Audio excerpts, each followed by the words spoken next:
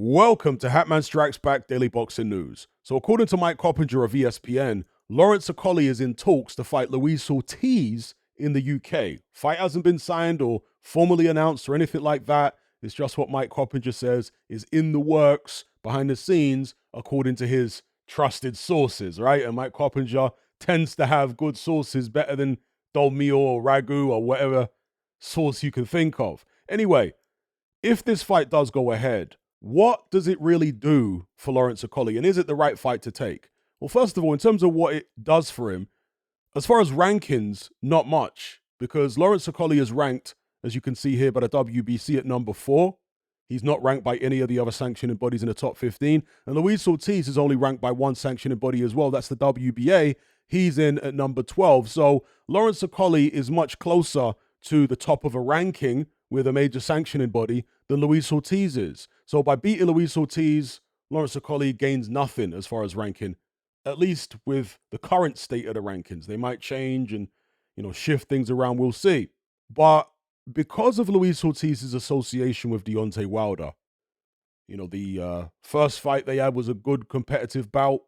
The rematch, Ortiz was actually up on the cards at the time when it was stopped. In fact, I hope he was up on the cards. I'm saying that because Deontay Wilder barely threw a punch through the first 6 rounds, whatever it was.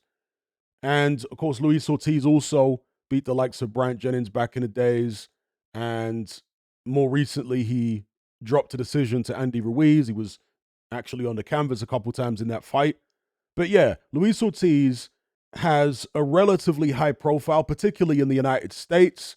And they really created this idea during the heyday of PBC and when Wilder was still WBC champion, that Ortiz was some type of dark horse and boogeyman of the division and this real danger man, and he was a top 3 heavyweight and all this type of stuff, which he never proved in the ring. He never deserved the type of reputation that he had, Luis Ortiz. It was a concoction of PBC. Tyson Fury helped out with it because Ortiz, on Wilder's record as a win, helped to give him more credibility in the eyes of the public. Okay, that's what that was all about. But again, Ortiz's reputation was manufactured to a large extent. But either way, because of all that, because of Ortiz's reputation, deserved or not, if Lawrence Okolie were to beat him, it would certainly help build or improve Okolie's profile with boxing audiences in the United States and maybe in other territories, let's say outside of the UK. So he has something to gain in that regard. Now, is it the right fight for him to take? Again, profile aside, in terms of risk reward and all that kind of thing.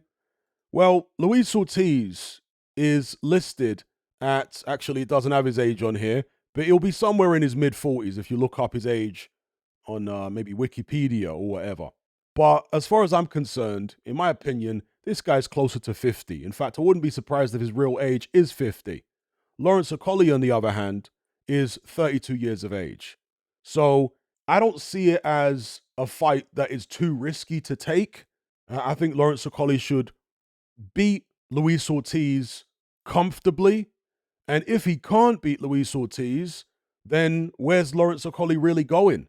Yes, styles make fights and all that, but seriously, if a guy 50 years of age who can't take a punch like he used to, and we saw that against Andy Ruiz, we saw that against Charles Martin. He can't take a shot like he used to. Lawrence Okolie is bigger than Luis Ortiz. Yes, he's coming up from cruiserweight, but Ortiz has never been a big heavyweight. Ortiz, by the way, fought at 200 pounds in the amateurs. You guys know that? He fought at 200 pounds. I'll show you here. We'll have a look at Ortiz's box rec. So he boxed at super heavyweight towards the back end of his career, but you see, that was 2008. 2 years earlier, look at that there. Heavyweight, which is 200 pounds. He beat Mike Perez at heavyweight in the 200-pound division. Again, 91 kilos, heavyweight. It's only his last couple of fights in the amateurs where he boxed at super heavyweight. So for most of his amateur career, and it was extensive, okay, he lost to the likes of Okolie, Solis, and what have you. For most of his amateur career, he was fighting at heavyweight, which is 200 pounds. Right? Look at his record for yourselves. So Ortiz is not a big heavyweight. I'm telling you now, Lawrence Okolie is bigger than Luis Ortiz, not just in terms of height and reach, I mean, in terms of natural mass, he's bigger. And I suspect he'll be physically stronger than Luis Ortiz.